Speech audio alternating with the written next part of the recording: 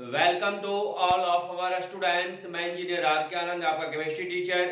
ये हम लोगों का सॉल्यूशन चैप्टर का 10th लेक्चर है और इस लेक्चर में हम लोग नॉर्मेटिव को ही कंटिन्यू रखते हुए आज हम लोग पढ़ेंगे relation between normality and weight by weight percent, relation between normality and weight by volume percent and very smart topic relation between normality and molarity. लेकिन इसके पहले हम लोग ये देख लें कि हम लोगों ने लेक्चर 9 में क्या क्या पढ़ा था। हम लोगों ने लेक्चर 9 में पढ़ा था नॉर्मेलिटी के बारे में। नॉर्मेलिटी को कैपिटल N से डिनोट किया जाता है। नॉर्मेलिटी को हम लोग नॉर्मल कंसंट्रेशन कहते हैं। नॉर्मेलिटी का यूनिट होता है ग्राम इक्विवेलेंट पर लीटर। इसी बेसिस पे हम लोगों ने डेफिनेशन डिस्कस किया था नॉर्मेलिटी का। The number of gram equivalent of solute dissolved in 1 liter of solution।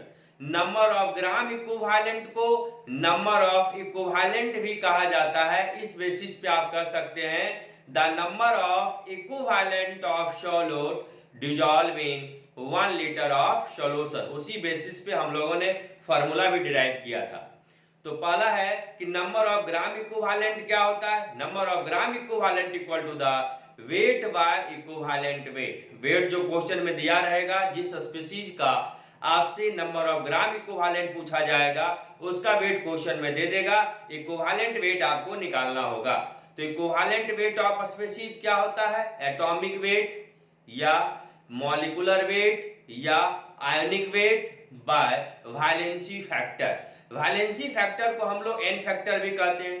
Element और एटम का एटॉमिक वेट निकाल लेंगे। कंपाउंड हो, मॉलिक्यूल हो, मिक्सचर हो, एसिड हो, बेस हो, सबका हम लोग मॉलिक्यूलर वेट निकाल लेंगे। आयंस का आयनिक वेट निकाल लेंगे और आयनिक सॉल्ट जब रहेगा तो उसका हम लोग फार्मूला वेट निकाल लेंगे।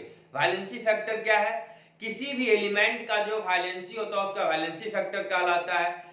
जब हम कंपाउंड को एक सॉल्यूशन में डाल देंगे यानी वाटर में डिसॉल्व कर देंगे, जब वह डिसोसिएट हो जाएगा केटायंस एंड एनायंस में, जो numerical value of total charge होगा केटायन और एनायन का, वह कंपाउंड का वैलेंसी फैक्टर कहलाएगा। या तो केटायन का चार्ज लेंगे या तो एनायन का चार्ज लेंगे, कभी प्लस माइनस नहीं लेंगे। जब भी लेंगे न्यूमेरिकल वैल्यू लेंगे और केटायन और एनायन दोनों का चार्ज क्या होगा, सेम होगा।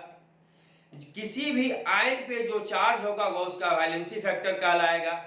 कोई भी एसिड जितना H+ आयन को रिलीज करता है वह उसका बेसिसिटी कहलाता है, वह उसका वैलेंसी फैक्टर कहलाएगा।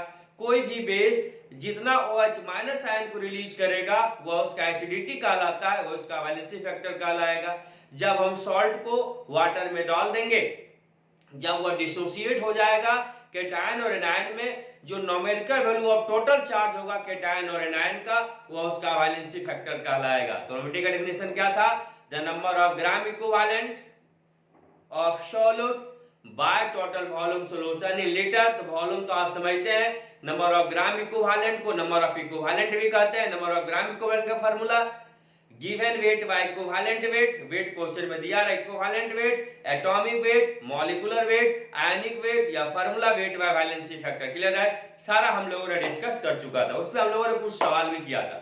आज हम उसी को कंटिन्यू करते हुए आगे बढ़ते हैं, फिर हम लोग रिलेशन स्टार्ट करें। क्लियर है, आइए। तो हमने कुछ एसिड लिया आपके लिए, ध्यान दीजिएगा। मैं आपको बताना चाहता हूं कि इक्विवेलेंट वेट किसी भी स्पीशीज का दो तरीका से आप निकालो। पहला एक रिएक्शन में निकाला जाता है, दूसरा एक सॉल्यूशन में निकाला जा रहा है। तो हम लोग का सॉल्यूशन चैप्टर चल रहा है, इसलिए हम लोग सॉल्यूशन की बात करेंगे। लेकिन रिएक्शन की बात थोड़ा देख लो। जब किसी भी एलिमेंट का आप रिएक्शन में इक्विवेलेंट वेट निकालोगे तो कंपेयर किया जाता है 1 part by weight of hydrogen से या 8 part by weight of oxygen से या 35.5 part by weight of chlorine से। क्लियर है, समझ गए। अब देखो, जब किसी भी कंपाउंड का आप इक्विवेलेंट वेट निकालोगे रिएक्शन में, तो देखा जाता है कि रिएक्शन में कंपाउंड किस प्रकार से पार्टिसिपेट हो रहा है। क्लियर है, समझ गए। अब हम बात करते हैं एसिड का। जब किसी भी एसिड का रिएक्शन में इक्विवेलेंट वेट निकालोगे तो उसका वैलेंसी फैक्टर पता करने के लिए ये देखना है कि वह एसिड कितना H+ आयन को रिलीज किया है। ये नहीं कि उसके पास कितना हाइड्रोजन है, इससे नहीं, कितना H+ रिलीज किया उसी पे उसका वैलेंसी फैक्टर डिपेंड करेगा। क्लियर है? किसी भी बेस का जब भी आप इक्विवेलेंट वेट निकालना चाहोगे तो उसका वैलेंसी फैक्टर निकालने के लिए रिएक्शन में आपको ये देखना होगा बेस ने कितना H- आयन को रिलीज किया है। क्लियर है? लेकिन हम लोग का सॉल्यूशन चैप्टर है, तो सॉल्यूशन चैप्टर में हम लोग जब भी बात करेंगे तो सब्सटेंस को कहां डाल देंगे? एक्वा सॉल्यूशन में एसिड को बेस को, जब वो डिसोसिएट हो जाएगा कैटायंस और आयंस यानी एसिड H+ आयन को रिलीज करेगा, अब बेस OH- आयन को रिलीज करेगा, वही उसका क्या कहलाएगा? वैलेंसी फैक्टर कहलाएगा। इसका मतलब यह हुआ अगर देख कोई एसिड है उसके पास 3 हाइड्रोजन है लेकिन रिएक्शन में एक ही H+ रिलीज किया तो वैलेंसी फैक्टर 1 होगा। दूसरा रिएक्शन में 2 H+ रिलीज किया तो वैलेंसी फैक्टर 2 होगा। इसका मीनिंग यह हुआ बाबू, किसी भी एसिड का फिक्स वैलेंसी फैक्टर नहीं बता सकते हो। उसी प्रकार कुछ कुछ एलिमेंट का वेरिएबल वैलेंसी होता है, जैसे आयरन का आप ले लीजिए, फेरस और फेरिक, फेरस होगा तो 2 वैलेंसी, फेरिक होगा 3 वैलेंसी, कॉपर का क्यूप्रस, क्यूप्रिक 1 वैलेंसी 2 वैलेंसी। तो जो डी ब्लॉक के एलिमेंट्स होते हैं, ट्रांजिशन मेटल्स होते हैं, उनका वैलेंसी वेरिएबल होता है, तो उसका भी कोवैलेंट वेट हमारा क्या हो जाएगा? वेरिएबल हो जाएगा और वैलेंसी फैक्टर भी वेरिएबल हो जाएगा। इसलिए आप फिक्स आप नहीं कर सकते हैं। समझ गए मेरी बात? आइए, जैसे कि यहां पर मैंने लिया NaOH, Na+OH- H2SO4, यहां पे आपको दिख रहा होगा कि 2 हाइड्रोजन है, तो 2 हाइड्रोजन का वैलेंसी फैक्टर 2 होना चाहिए। नहीं, यहां देखो NaOH किस में टूटता है? Na+OH-, Na+, अरे H2SO4 किस में टूट गया? H+HSO4-। ध्यान दीजिएगा, ये NaOH, Na+ और OH- H2SO4 किस में टूटा? H+HSO4-। अब मुझे बताओ बाबू, ये Na+ है और HSO4- प्लस माइनस दोनों कंबाइन हो जाएगा, प्लस माइनस कैंसिल, क्या बन गया? NaHSO4, NaHSO4 और H+OH- क्या बन गया? वाटर। तो मुझे ये बताओ H2SO4 से कितना H+ रिलीज हुआ? 1। इसका वैलेंसी फैक्टर क्या होगा? 1। बच्चे कहेंगे कि सर इसमें 2 हाइड्रोजन है, वैलेंसी फैक्टर 2 होना चाहिए। नहीं, यहाँ पे वैलेंसी फैक्टर क्या है? 1 है। लेकिन जब इसी H2SO4 को हम सॉल्यूशन की बात करेंगे, जब इसको वाटर में डाल देंगे किस में टूटेगा? जब इसको वाटर में डालेंगे टूट जाएगा 2H+ SO4-2 एक्वा सॉल्यूशन में। अकॉर्डिंग टू हमारे चैप्टर के अनुसार, सॉल्यूशन चैप्टर के अनुसार हम बात कर रहे हैं, जब इसको आप एक्वा सॉल्यूशन में डालोगे तो डिसोसिएट होगा 2H+ और SO4-2। इस कंडीशन में इसका 2H+ आयन रिलीज किया H2SO4 ने, यहां पर वैलेंसी फैक्टर 2 होगा, लेकिन यहां पे रिएक्शन में यहां पे वैलेंसी फैक्टर क्या है? 1 है। तो सॉल्यूशन में जब पूछेगा तब डायरेक्ट जितना हाइड्रोजन है एक पानी में डाल दिए, जितना H+ रिलीज हुआ उसका वैलेंसी फैक्टर होगा। लेकिन केमिकल रिएक्शन में आपको देखना होगा कि रिएक्शन को, कि उसमें एसिड ने कितना H+ रिलीज किया, उसके अकॉर्डिंग वैलेंसी फैक्टर होगा। इसलिए आप फिक्स नहीं कर सकते हो कि H2SO4 का 1 होगा कि 2 होगा, डिपेंड ऑन रिएक्शन। लेकिन सॉल्यूशन में एक्वा सॉल्यूशन में डाल दो, जितना H+ आयन रिलीज किया वो उसका क्या कहलाएगा? बेसिसिटी कहलाएगा एसिड का, और वो उसका वैलेंसी फैक्टर। क्लियर है? समझ गए? इधर आइए, अब यहां पे देखिए आप, अब यहां पे देखिए यही H2SO4 यहां भी है, यहां NaOH। अब देखो NaOH को तोड़ दो, Na+OH- H2SO4 टूटा है, यहां पे 2H+ SO4-2। क्यों? यहां पे NO2SO4 है, ध्यान दीजिएगा, Na2SO4, यानी कि यहां से NaOH से OH निकल गया, NaOH से कौन निकल गया? OH, और OH ये और ये H+ मिलके बना दिया वाटर। क्लियर? समझ गए? OH और H+ मिलके बन गया वाटर।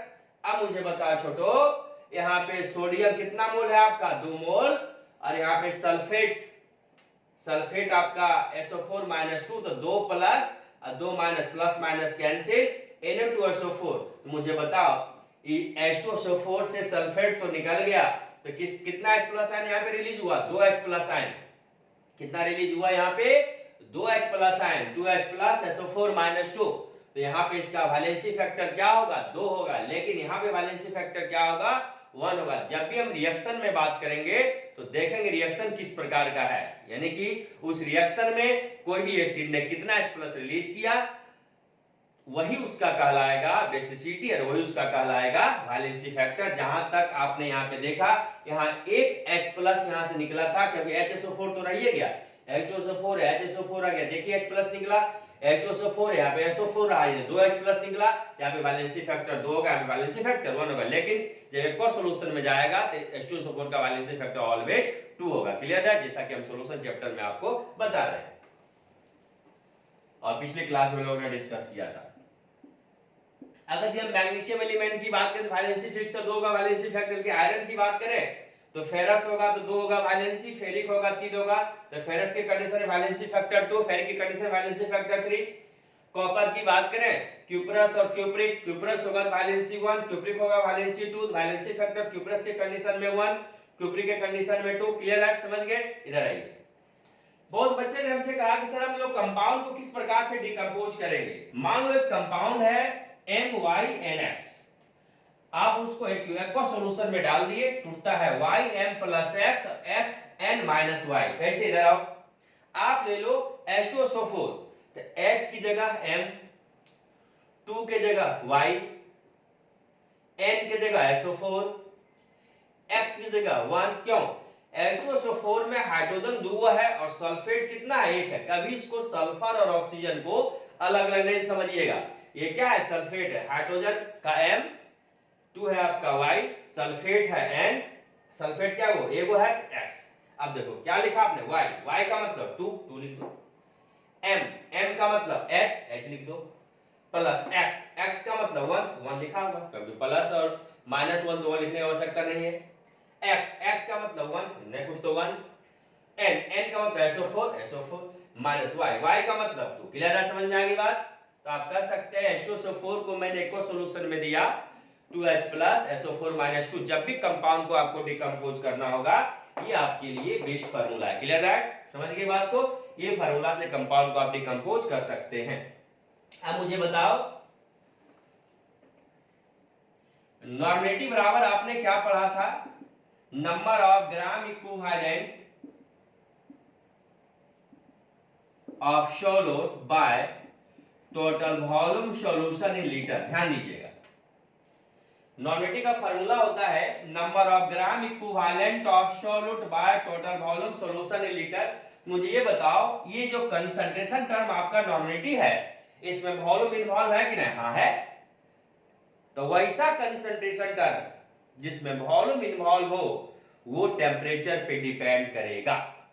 मैंने लिखा normative of solution it depend on temperature because it involve with volume. Clear? दूसरी चीज समझो, आप ये जानते हो कि वॉल्यूम और टेम्परेचर डायरेक्टली प्रोपोर्शनल होता है। क्लियर? तो यहां पर नॉर्मेटिव और वॉल्यूम इनवर्सली प्रोपोर्शनल है। अब वॉल्यूम ऑफ टेम्परेचर डायरेक्टली है तो यहाँ पे हम T लिख देते हैं, नॉर्मेटिव और टेम्परेचर क्या हो गया? इनवर्सली हो गया। इसका मतलब टेम्परेचर बढ़ेगा नॉर्मेटिव घटेगा, स्वाभाविक है, टेम्परेचर बढ़ेगा कंसंट्रेशन घटेगा। कंसंट्रेशन मींस गाढ़ा, डाइल्यूट मींस पतला। समझ गए मेरी बात को? अब देखो normative of solution is decreases with increases of temperature, क्योंकि नॉर्मेटिव और वॉल्यूम इनवर्सली है। अब वॉल्यूम टेम्परेचर डायरेक्टली है तो नॉर्मेटिव टेम्परेचर क्या हो जाएगा? इनवर्सली हो। क्लियर है, समझ गए बात को? आप इसको क्या करेंगे? लिखेंगे और फिर हम लोग डिस्कस करेंगे रिलेशन के बारे में। लिखिए इसको। आइए, अगर एग्जाम में आपको दे दे कैलकुलेट डेसी नॉर्मल सॉल्यूशन तो ये नहीं करना है कि सर नहीं पढ़ा है, कुछ नहीं। अगर ये डेसी नॉर्मल सॉल्यूशन आपसे पूछे नॉर्मेटिव निकाल के 10 से डिवाइड कर दो। अगर ये आपसे सेंटी नॉर्मल सॉल्यूशन पूछे नॉर्मेटिव निकाल के 100 से डिवाइड कर दो। अगर ये आपसे मिली नॉर्मल सॉल्यूशन पूछे नॉर्मेटिव निकाल के 1000 से डिवाइड कर दो। अगर ये आपसे सिंपल नॉर्मल सॉल्यूशन पूछे केवल नॉर्मेटिव निकाल दो। अगर ये सिंपल आपसे सेमी नॉर्मल सॉल्यूशन पूछे नॉर्मेटिव निकाल के 2 से डिवाइड कर दो। क्लियर है? वही मैंने लिखा, देखिए अगर n या 1n रहेगा नॉर्मल सॉल्यूशन, इसका मतलब यह होता है 1 ग्राम equivalent of solute present in 1 litre of solution. n/2 हो या 1/2 n हो तो सेमी नॉर्मल सॉल्यूशन, इसका मतलब 1/2 ग्राम equivalent of solute present in 1 litre of solution. n/10 हो या 1/10n हो, डेसी नॉर्मल सॉल्यूशन इसका मतलब 1/10 ग्राम equivalent of solute present in 1 litre of solution. n/100 हो 1/100n हो, सेंटी नॉर्मल सॉल्यूशन इसका मतलब 1/100 ग्राम equivalent of solute present in 1 litre of solution. n/1000 हो 1/1000n हो, मिली नॉर्मल सॉल्यूशन इसका मतलब 1/1000 ग्राम equivalent of solute present in 1 litre of solution. तो आपको इसमें कुछ टेंशन नहीं लेना है, सिंपल। जब भी आपसे नॉर्मेटिक टर्म में जो भी आपसे पूछे, डेसी नॉर्मल पूछे, सेंटी नॉर्मल पूछे, मिली नॉर्मल पूछे, सेमी नॉर्मल पूछे या सिंपल नॉर्मल पूछे, मीनिंग समझ चुके हैं आप। बस डेसी नॉर्मल पूछेगा 10 से डिवाइड कर नॉर्मेटिव निकाल के, सिंपल नॉर्मल पूछेगा जो नॉर्मेटिव आएगा वही आंसर निकाल आएगा, सेमी नॉर्मल पूछेगा नॉर्मेटिव निकाल के 2 से डिवाइड कर देंगे, सेंटी नॉर्मल पूछेगा 100 से डिवाइड कर देंगे, मिली नॉर्मल पूछेगा 1000 डिवाइड कर देंगे। समझ के लिखिए, इसके बाद हम रिलेशन डिस्कस करेंगे। आइए हम लोग अब डिस्कस करेंगे relation between normality and weight by weight percent. Topic है आपका रिलेशन बिटवीन नॉर्मलिटी यानी कि denoted by capital N and percentage by weight यानी कि weight by weight percent of solute. Clear है? आइए सबसे पहले जब भी रिलेशन आप करना चाहते हैं तो एक चीज ध्यान दीजिएगा। पहला बात है कि नॉर्मेटिव का फार्मूला आपके दिमाग में रहना चाहिए। तो मुझे ये बताइए, नॉर्मेटिव बराबर आपने क्या पढ़ा? Number of gram equivalent of solute by total volume solution in litre. हर समय वॉल्यूम को किस में लेना है? लीटर में। आइए तो नॉर्मेटिव बराबर होता है number of gram equivalent of solute. तो नंबर ऑफ ग्राम इक्विवेलेंट का formula given weight by equivalent weight. Given weight को आपने क्या लिया? WA। इक्विवेलेंट वेट को ये हम लोगों ने नॉर्मेटिव के फर्स्ट लेक्चर में ये डिनोट किया था। वेट ऑफ सॉल्यूट को WA माना था, इक्विवेलेंट वेट सॉल्यूट को ये माना था। तो नॉर्मेटिव का फार्मूला क्या होता है? Number of gram equivalent of solute by total volume solution in litre. Number of gram equivalent का formula weight by equivalent wait.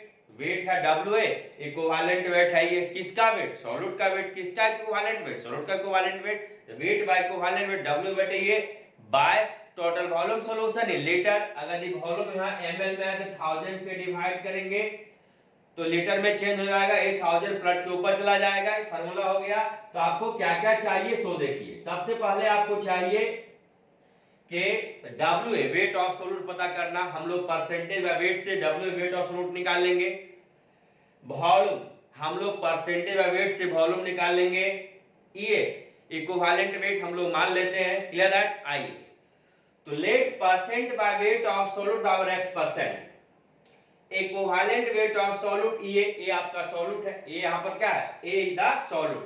तो इक्विवेलेंट वेट सॉल्यूट ये density of solution d gram per ml। ध्यान दीजिएगा density यहां पे ml में लेना है। क्लियर है? तो सबसे पहले परसेंटेज से हम सॉल्यूट का वेट कैसे निकालेंगे मैंने आपको पढ़ाया। अगर फर्स्ट लेक्चर में मैंने पढ़ाया सॉल्यूशन में आपको कि x% wait by weight of solute means it means that x gram of solute present in 100 gram of solution. Therefore wait of solute बराबर x gram. Wait of solute को आप W माने हैं। टोटल वेट ऑफ सॉल्यूशन 100 ग्राम। आपको solution का volume चाहिए WA। Weight of solute तो आपको निकल गया। आपको क्या चाहिए? वॉल्यूम। तो आप जानते हैं डेंसिटी बराबर होता है वेट बाय वॉल्यूम। तो वॉल्यूम ऑफ सॉल्यूशन बराबर क्या होगा? Weight by density. वेट आपका कितना है सॉल्यूशन का? 100 ग्राम। डेंसिटी आपने क्या माना? D। तो 100 बाय D ml आपका वॉल्यूम हो गया। ग्राम ग्राम कैंसिल हो जाएगा, ml बचेगा। नॉर्मेटिव का फार्मूला आपको पता है number of gram equivalent of solute. Number of gram equivalent given weight by equivalent weight bye total volume solution in litre. ml में 1000 से डिवाइड किए, लीटर में चेंज हो गया, प्लस के 1000 ऊपर चला गया। तो WA का वैल्यू कितना है? वेट ऑफ सॉल्यूट x यहां पुट कर दीजिए। क्लियर? इनटू 1000। ये इक्विवेलेंट वेट क्या माना है? ये बस। Volume 100 by D। अब देखो x into 1000 बाय ये 100 बाय D प्लस के ऊपर 100 नीचे, ये 2 जीरो कट गया तो क्या आया? x into D गुने 10 बाय E। याद करो जब हम molarity capital M molarity capital M and percent by weight का रिलेशन पढ़ाए थे। क्या फार्मूला था? कैपिटल एम बराबर x गुना डी गुना 10 बाय एम ए का मतलब gram molecular weight of solute. तो सब फार्मूला सेम है, केवल नॉर्मेटिव में इक्विवेलेंट वेट ऑफ सॉल्यूट नीचे आ जाएगा, अब मोलारिटी में मॉलिक्यूलर वेट ऑफ सॉल्यूट नीचे है। Clear that? अब हम लोग इस पे क्या करेंगे? क्वेश्चन करेंगे। समझ गए बाबू? तो आप इसको क्या करेंगे? आप इसको लिख लीजिए, फिर हम लोग इस पे क्या करते हैं? सवाल करते हैं। लिखा जाए। अभी हम लोगों ने देखा कि normative equal to the x into D into 10 by A. अब बताइए, यहां पे आपका कैपिटल एन है नॉर्मेटिव ऑफ सॉल्यूशन, x है परसेंटेज बाय वेट यानी weight by weight of solute, d है density of solution gram per ml, और ये है आपका इक्विवेलेंट वेट ऑफ सॉल्यूट। इसी को हम इन शॉर्ट तरीका में विदाउट रिलेशन को प्रूव किए हुए न्यूमेरिकल पॉइंट ऑफ व्यू से, केवल हमको क्वेश्चन बनाने और पॉइंट ऑफ व्यू से आप शॉर्ट में इसको याद रख सकते हैं। Normative equal to the percent weight by weight of solute into D into 10 bye equivalent weight of solute. यहां पे ध्यान दीजिएगा, डेंसिटी लेना है आपको ग्राम पर एमएल में। x है आपका परसेंटेज बाय वेट, n है आपका नॉर्मेटिव, d है डेंसिटी ऑफ सॉल्यूशन ग्राम पर एमएल, ये equivalent weight of solute. Clear that? अब हम लोग क्या करेंगे? इस पे एक सवाल कर लेते हैं। आइए, क्वेश्चन है concentrated acid H2SO4 has a density of 1.8 gram per ml। आपका एसिड H2SO4 है जो सॉल्यूशन एसिडिक है, जिसमें की डेंसिटी सॉल्यूशन का है 1.8 ग्राम per ml, contains 49% H2SO4 by weight। the percent by weight of solute है 49%। calculate normative of solution and also calculate the number of gram equivalent of H2SO4 contained in 500 ml of solution। चलिए एक एक करके दोनों part को हम लोग solve करते हैं। आइए, हम बार बार कहते हैं कि जब भी क्वेश्चन आपको दिया जाता है तो आप ये समझिए कि पहले डाटा क्या है, फिर उसको निकालने के बाद में हम लोग कोशिश करेंगे। ये नहीं बिना समझे निकालना स्टार्ट कर दीजिए। आइए, अकॉर्डिंग टू क्वेश्चन सॉल्यूट है आपका एसिड, कौन सा एसिड है भाई? H2SO4, मान लो A। चलो, वेट ऑफ सॉल्यूट दे दिया है? नहीं दिया है, हटाओ। परसेंट बाय वेट यानी कि weight by weight of solute आपने कितना माना था? x कितना परसेंट दिया है बाबू? 49%। चलिए, आप देखिए डेंसिटी ऑफ सॉल्यूशन जिसको आपने d माना था, कितना दिया है? 1.8 ग्राम पर ml। डाटा मुझे मालूम हो गया। अब मुझे निकालना है, सबसे पहला इसको कैलकुलेट करना है। Calculate normality of solution. मुझे ये बताओ, अभी आपने पढ़ा नॉर्मलिटी, जब भी सवाल दे पहले उसका फार्मूला देख लो। नॉर्मलिटी इक्वल टू क्या पढ़ो? x into D into 10 by A. And normality आपको निकालना है। x है percent weight by weight of solute जो दिया गया है 49%, d है डेंसिटी ऑफ सॉल्यूशन दे दिया है क्वेश्चन में, ये है इक्विवेलेंट वेट ऑफ सॉल्यूट। चलिए पहले इक्विवेलेंट वेट निकाल लिया जाए। सॉल्यूट कौन है? H2SO4। तो फॉर H2SO4 इक्विवेलेंट वेट का फार्मूला बोलो भाई, बोलो।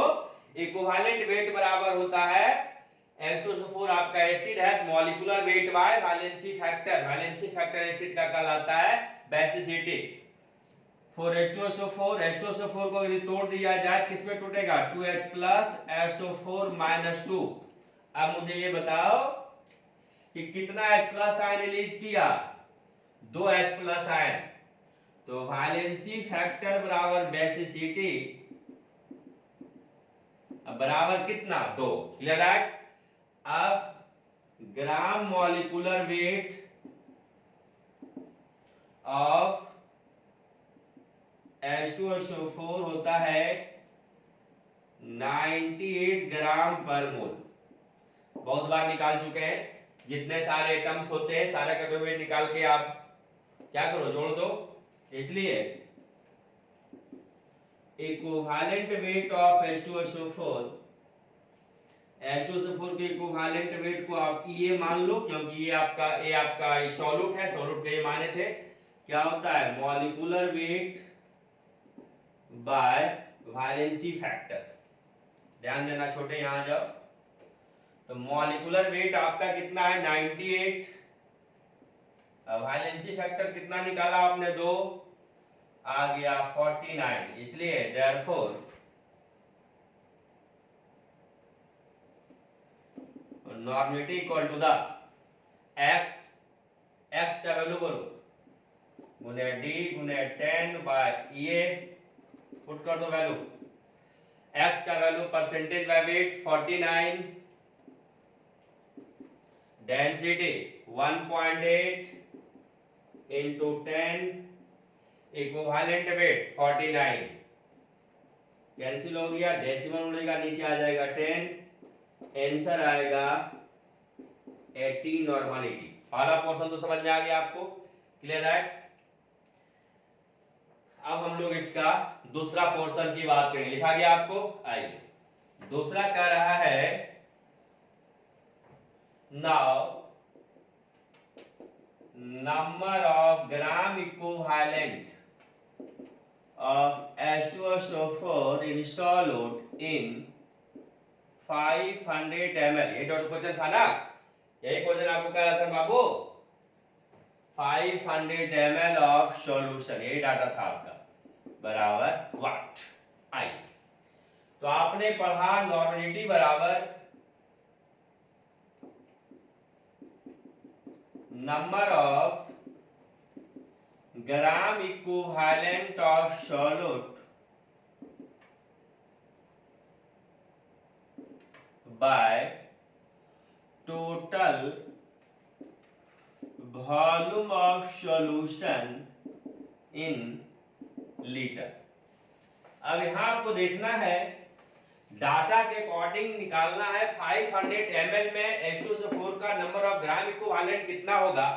तो सॉल्यूशन लीटर में नहीं लेकर के सॉल्यूशन का वॉल्यूम हम लोग ml में लेंगे। लेकिन सर बोले हैं नॉर्मेटिव में हर समय वॉल्यूम किस में लेना है? आपको लीटर में लेना है। तो डाटा में कह रहा है ml में, ml को लीटर में चेंज करेंगे, 1000 से डिवाइड करेंगे, ये 1000 प्लस के ऊपर चला जाएगा। तो यहाँ पे क्या हो जाएगा? 1000 से multiply. Therefore, number of gram equivalent of solute बराबर हो जाएगा नॉर्मलिटी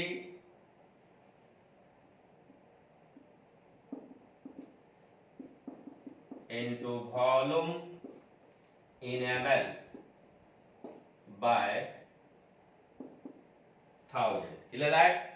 समझ में बात को? तो वैल्यू पुट करो। नॉर्मेटिव कितना निकाले थे? 18 इनटू वॉल्यूम ml कितना बोल रहा है? 500 ml में बोल रहा है बाबू, बाय 1000 आ जाएगा 9।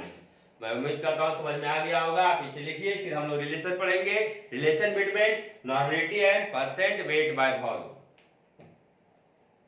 आइए अब हम लोग नेक्स्ट टॉपिक डिस्कस करेंगे, relation between normality and percent weight by volume of solute. अभी हम लोगों ने डिस्कस किया था relation between normality and percent weight by weight of solute.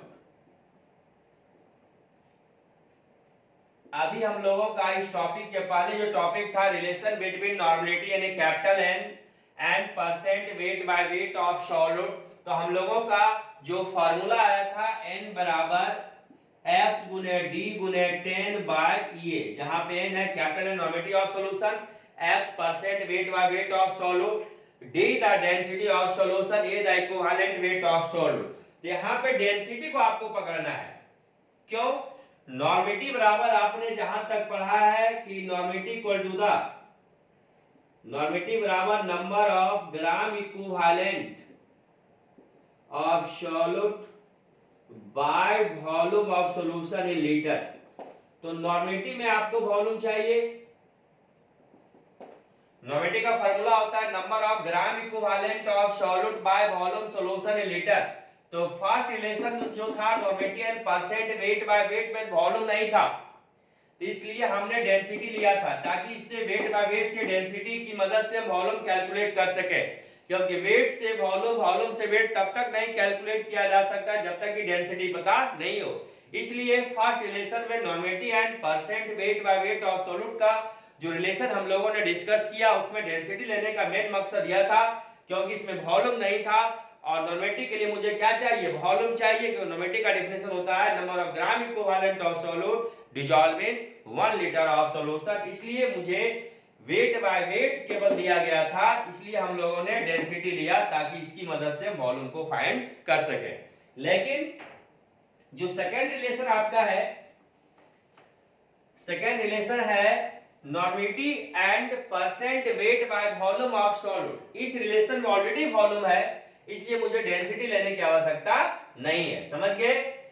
Percent weight by volume of solute के लिए अगर नॉर्मेटिव का रिलेशन हम देखेंगे तो यहाँ पे डेंसिटी लेने की आवश्यकता नहीं है क्योंकि वॉल्यूम ऑलरेडी दिया गया है।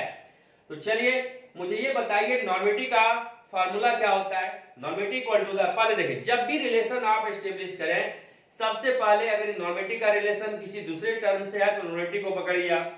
नॉर्मेटिव का फार्मूला क्या होता है, number of gram equivalent of solute by total volume solution in litre. तो नंबर ऑफ ग्राम इक्विवेलेंट क्या होता है, given weight by equivalent weight. W एक वेट है, ये इक्विवेलेंट वेट है। Volume solution in litre, volume ml में 1000 से डिवाइड को लीटर में चेंज हो जाएगा, 1000 प्लस के ऊपर चला जाएगा। तो आपको क्या क्या चाहिए, WA चाहिए, EA चाहिए, ये तो आप मान लिए हैं, और वॉल्यूम चाहिए। क्लियर है? तो हम परसेंट वेट बाय वॉल्यूम से WA निकाल लेंगे, वॉल्यूम निकाल लेंगे। क्लियर है? ये हम मान लेंगे। क्लियर है? आइए तो let percent weight by volume solute by y%, क्योंकि परसेंट वेट बाय वेट को हमने x माना था, इसको y मान ले ताकि आपको कंफ्यूजन नहीं हो। Equivalent weight of solute bye EA, तो परसेंट वेट बाय वॉल्यूम से हमको वेट ऑफ सॉल्यूट निकालना है, वॉल्यूम ऑफ सॉल्यूशन निकालना है। कैसे धराओ, अगर दी y% wait by volume of solute दिया जाए तो आप क्या समझोगे, it means that y gram of solute present in 100 ml of solution, therefore weight of solute को W कहते हैं y gram, total volume of solution 100 ml। Normative का formula number of gram equivalent of solute by total volume solution in litre. तो gram equivalent given weight by equivalent weight, given weight क्या है W, equivalent क्या है ये, by volume solution litre, ml है 1000 से divide के लीटर में चेंज हो गया, 1000 प्लस के ऊपर चला गया, तो WA into 1000 by EA into volume आपका कितना है 100 ml, 100 कट गया 10, तो N बराबर W का वैल्यू बोलो, weight of solute y into 10 by EA। तो फाइनल फार्मूला आपका आया normative equal to the y into 10 by, जहां पे N है नॉर्मेटिव ऑफ सॉल्यूशन, y है percent weight by volume of solute, E है इक्विवेलेंट वेट ऑफ सॉल्यूट। इसी को आप शॉर्ट इतना कर दिया, प्रूव करना नहीं चाहे मेरे पॉइंट ऑफ व्यू से शॉर्ट में देख सकते हैं इन शॉर्ट तरीका। Normative equal to the percent weight by volume of solute into 10 bye equivalent weight of solute. अब हम लोग इस पे क्या करेंगे, सवाल करेंगे। आइए calculate the normality of 5.88% wait by volume of H2SO4 solution. तो सबसे पहले जो दिया डाटा उसको देख लो। अकॉर्डिंग टू क्वेश्चन सॉल्यूट आपका है H2SO4, मान लो ये percent weight by volume of solute को आपने y माना था, दिया है 5.88%।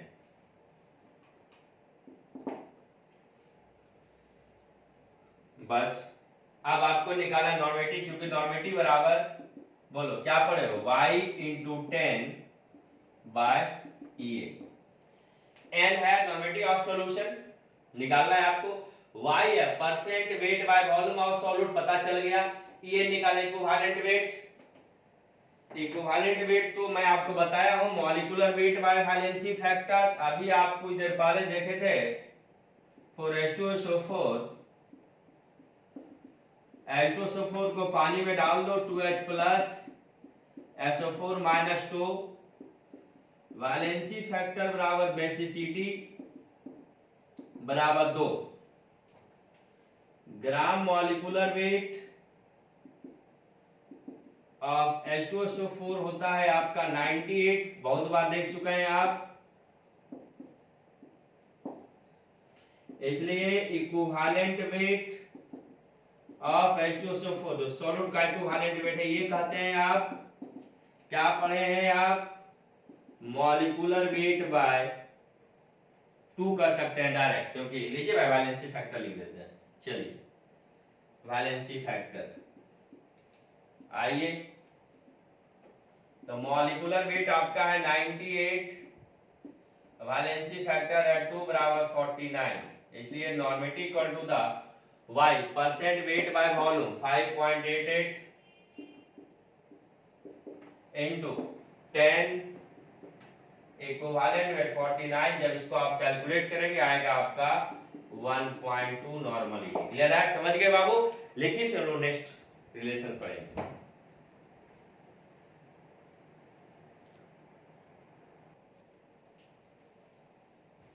अब हम लोग वेरी स्मार्ट रिलेशन पढ़ेंगे, relation between normality and molarity, यानी कि relation between capital N and capital M। इस टॉपिक से अगर दी कंसंट्रेशन टर्म से क्वेश्चन आएगा तो इस टॉपिक से क्वेश्चन आने की संभावना व्यक्त होती है, इसलिए इस टॉपिक को हम लोग थोड़ा बारीकी से देखेंगे।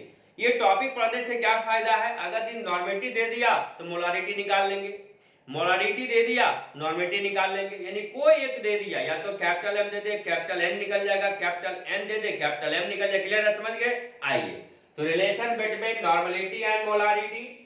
सबसे पहले मुझे ये बताओ मोलारिटी को कैपिटल M से डिनोट करते हो तो पता है आपको, मोलारिटी का डेफिनेशन क्या है, the number of moles of solute dissolve in 1 litre of solution. तो यूनिट क्या हो गया, मोल पर लीटर।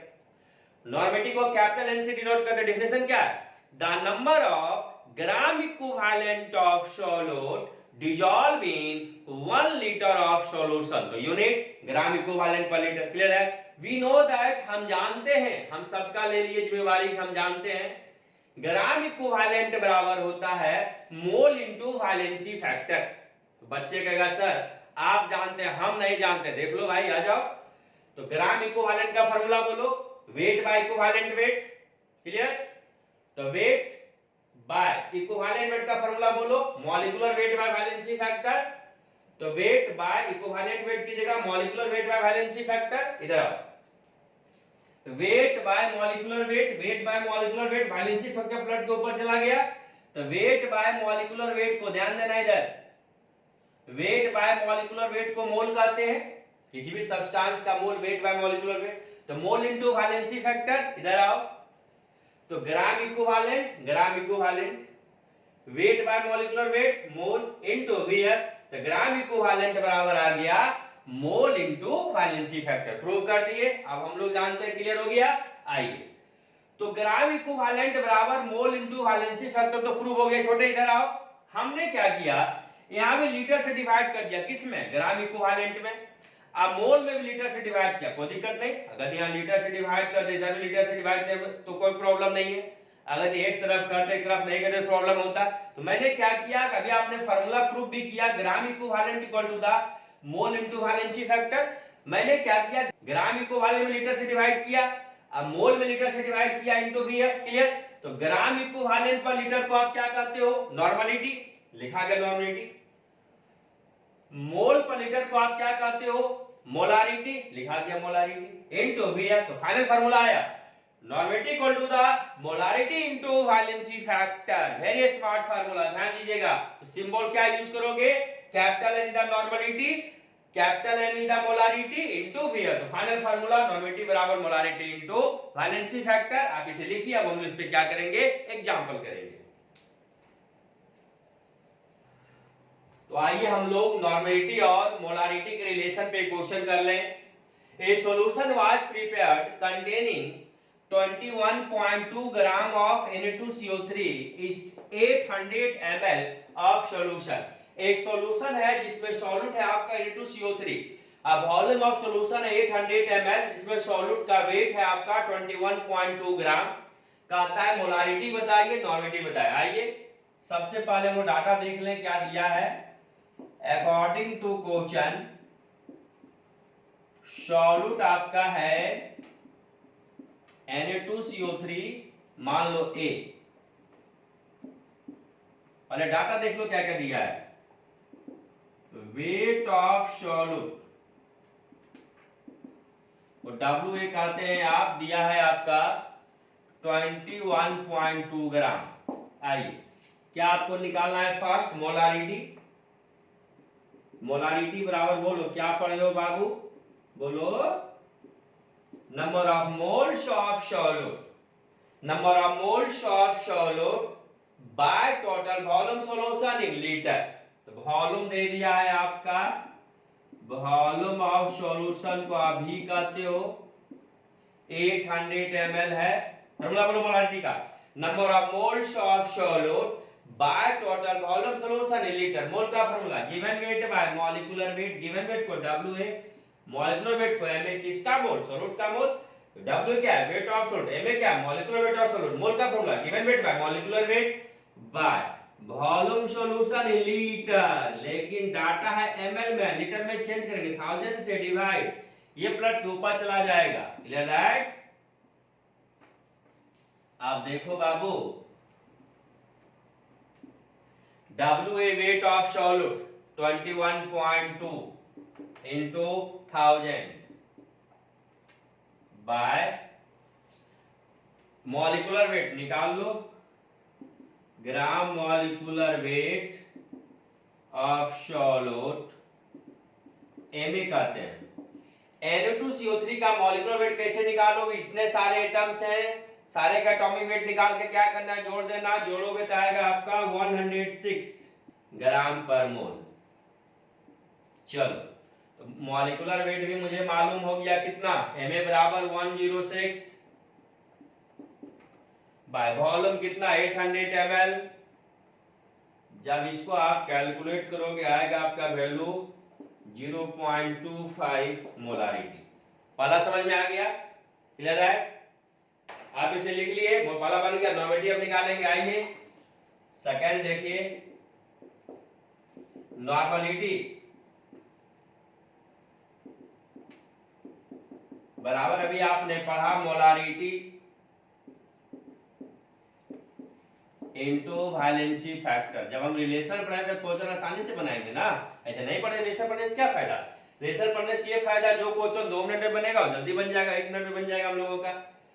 आप देखिए मोलारिटी तो आपको पता है, तो वैलेंसी फैक्टर निकालना है, FR4 Na2CO3 सॉल्ट है, जैसे पानी में जाएगा किसमें टूटेगा बोलो, 2Na plus CO3 minus 2। Plus charge कितना है 2, क्रॉस मल्टीप्लाई देखो कितना प्लस है 2 प्लस, कितना माइनस है 2 माइनस, तो वैलेंसी फैक्टर 2, तो वैलेंसी फैक्टर बराबर 2। इसलिए नॉर्मेटिव बराबर मोलारिटी इंटू VF बराबर, मोलारिटी वैल्यू बोलो 0.25 इंटू 2 कर दो तो 0.50 नॉर्मलिटी। क्लियर है, समझ गए। इसे लिख लीजिए, क्वेश्चन और हम लोग करेंगे।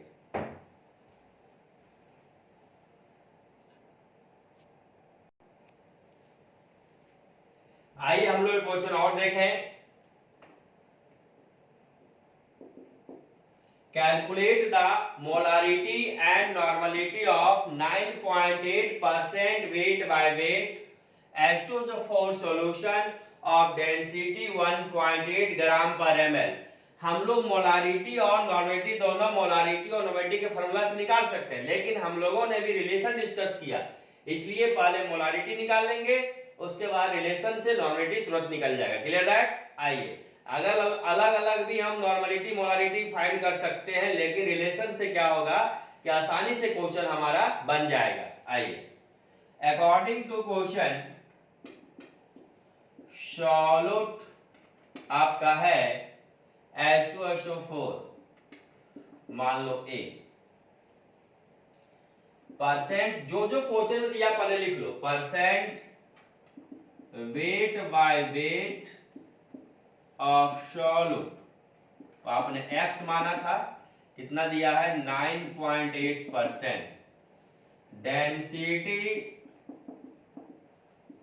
ऑफ सॉल्यूशन को आपने d माना था, दिया है 1.8 ग्राम पर ml।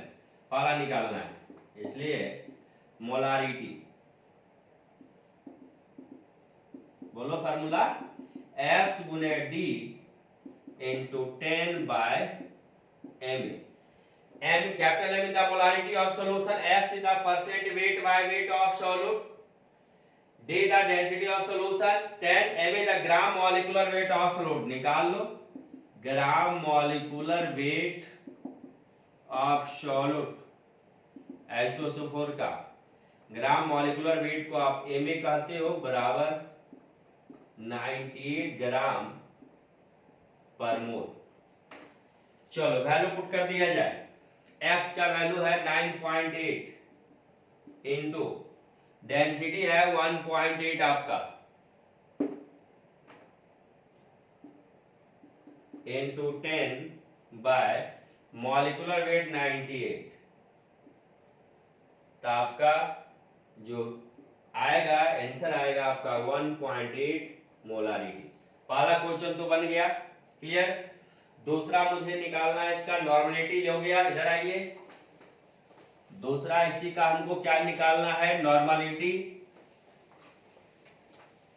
अभी आप क्या पढ़े हैं, चूंकि नॉर्मलिटी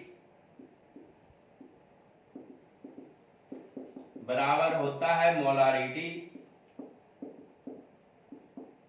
इनटू वैलेंसी फैक्टर। तो मोलारिटी आपको पता है, वैलेंसी फैक्टर निकालो। और H2SO4 अभी कुछ देर पहले निकाले हैं।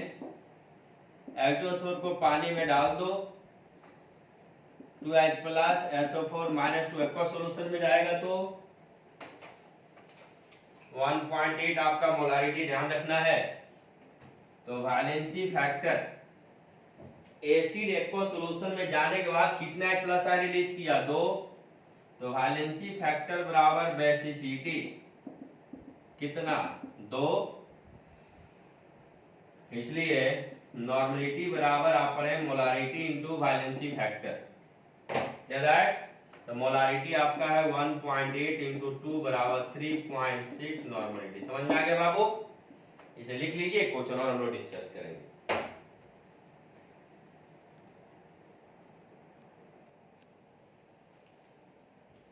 आइए क्वेश्चन और देखें। जेई आईटी जेई 1999 का है। The normality of 0.3 molarity phosphorous acid H3PO3 is. इधर देखिए, बहुत बच्चे ये सोच रहे होंगे कि यहां पर H3PO3 में 3 हाइड्रोजन है, तो इसका जो है एसिड है, तो इसका जो है बेसिसिटी 3 हो जाएगा और वैलेंसी फैक्टर 3 होगा। ऐसी बात नहीं है। हम आपको नेक्स्ट लेक्चर में पढ़ाएंगे केस न्यूट्रलाइजेशन रिएक्शन के लिए और रिडॉक्स रिएक्शन के लिए। न्यूट्रलाइजेशन रिएक्शन में एसिड के लिए बताएंगे, बेस के लिए बताएंगे, सॉल्ट के लिए बताएंगे, और रिडॉक्स रिएक्शन में हम बताएंगे ऑक्सीडाइजिंग एजेंट और रिड्यूसिंग एजेंट के लिए। उस कंडीशन में आपको दिखाएंगे कि जो रिप्लेसेबल हाइड्रोजन होता है उसे एसिडिक हाइड्रोजन कहते हैं, और कोई भी एसिड जितना हाइड्रोजन को रिप्लेस करेगा वही उसका वैलेंसी फैक्टर, वही उसका बेसिसिटी कहलाएगा। ये नहीं कि एसिड में कितना हाइड्रोजन उस पर डिपेंड नहीं करेगा। सपोज करो एक एसिड में 3 हाइड्रोजन है और वह एक ही H प्लस रिलीज करेगा, उसका वैलेंसी फैक्टर 1 होगा। जब 2 H प्लस रिलीज करेगा वैलेंसी फैक्टर 2 होगा। जब 3 H प्लस रिलीज करेगा तभी वैलेंसी फैक्टर 3 होगा। ये नहीं कि 3 हाइड्रोजन वैलेंसी फैक्टर 3 हो गया। क्लियर है? तो हम कैसे इसका वैलेंसी फैक्टर पता लगाएंगे, स्ट्रक्चर ड्रॉ करेंगे। आ जाइए। सबसे पहले हम बात करेंगे वैलेंसी फैक्टर का। आप जानते हैं नॉर्मलिटी इक्वल टू द होता है मोलारिटी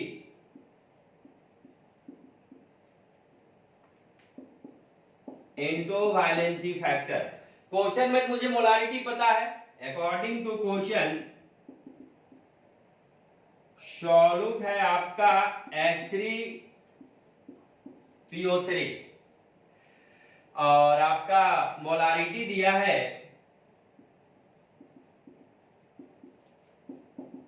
0.3। आपसे नॉर्मेटिव पूछ रहा है, सबसे पहले मुझे निकालना पड़ेगा, मोलारिटी पता है, निकालना पड़ेगा मुझे वैलेंसी फैक्टर। वैलेंसी फैक्टर कैसे निकालेंगे? बच्चा कहेगा सर 3 हाइड्रोजन है, 3 वैलेंसी फैक्टर होगा क्योंकि 3 H+ रिलीज करेगा। बिल्कुल गलत। किसी भी एसिड में जितना हाइड्रोजन होगा उसका वैलेंसी फैक्टर नहीं होगा, वह एसिड ने कितना H+ रिलीज किया वही उसका वैलेंसी फैक्टर कहलाएगा। और जो H+ रिलीज होता है उसे एसिडिक हाइड्रोजन कहते हैं, रिप्लेसेबल हाइड्रोजन कहते हैं। तो चलिए देखते हैं H3PO3 कितना, इसका वैलेंसी फैक्टर कितना होगा, वह कितना H+ आयन को रिलीज करेगा। तो इस विदाउट इसका स्ट्रक्चर ड्रॉ किए बिना हम लोग नहीं सॉल्व कर पाएंगे। तो हम लोग इसका क्या बनाते हैं, स्ट्रक्चर। आ जाइए, फास्फोरस इधर सेंट्रल एटम 3 ऑक्सीजन है और हाइड्रोजन आपका 3 है। हाइड्रोजन हर समय ऑक्सीजन से सिंगल बॉन्ड से जुड़ेगा, ध्यान दीजिएगा। अब देखो ऑक्सीजन का वैलेंस इलेक्ट्रॉन 6 एक बॉन्ड है, 7 है, 8 ऑक्टेट कंप्लीट। हाइड्रोजन का इलेक्ट्रॉन 1 1 2 ऑक्टेट डुप्लेट कंप्लीट। यहां ऑक्सीजन का 6 2 8 ऑक्टेट कंप्लीट। यहां पर एक है तो डुप्लेट कंप्लीट, हाइड्रोजन का डुप्लेट कंप्लीट। फास्फोरस का वैलेंस इलेक्ट्रॉन 5 है, 6 है, 7 है, 8 ऑक्टेट कंप्लीट। अब मुझे ये बताओ कि फास्फोरस का बॉन्ड में कितना इलेक्ट्रॉन यूज हुआ, 1 2 3, तो कितना बच गया, 2, that is called lone pair. इस ऑक्सीजन का वैलेंस इलेक्ट्रॉन कितना है, 6, कितना चाहिए, 2 इलेक्ट्रॉन। कौन सा बॉन्ड के थ्रू दे देगा, कोऑर्डिनेट बॉन्ड। क्लियर है? अब बताओ, जो हाइड्रोजन ऑक्सीजन से डायरेक्ट अटैच होगा वही रिलीज होगा, और वैसे हाइड्रोजन को हम एसिडिक हाइड्रोजन कहते हैं या रिप्लेसेबल हाइड्रोजन कहते हैं, जो नेक्स्ट लेक्चर में हम आपको पढ़ाएंगे। नेक्स्ट लेक्चर में हम आपको पढ़ाएंगे कि कौन हाइड्रोजन रिलीज होगा। इस हाइड्रोजन को हम लोग क्या कहते हैं, एसिडिक हाइड्रोजन। इसको भी क्या कहेंगे, एसिडिक हाइड्रोजन। इसे कहा जाता है रिप्लेसेबल हाइड्रोजन, जो रिप्लेस करेगा। ये हाइड्रोजन H+ में कन्वर्ट नहीं होगा, केवल ये होगा, ये होगा। जो हाइड्रोजन डायरेक्ट ऑक्सीजन से अटैच होगा वही H+ में कन्वर्ट होगा। तो H3PO3 जो आपका है, यहाँ पे 3 हाइड्रोजन है, लेकिन H+ में रिलीज होगा ये हाइड्रोजन, ये हाइड्रोजन। इस वजह से इसका वैलेंसी फैक्टर यानी बेसिसिटी 3 नहीं, कितना होगा, 2 होगा। ये H यहां से नहीं निकलेगा। क्लियर है? इसका बेसिसिटी बराबर कितना हो गया, 4 H3PO3 वैलेंसी फैक्टर बराबर बेसिसिटी बराबर कितना, 2। यही दोनों। क्लियर है? इधर आइएगा,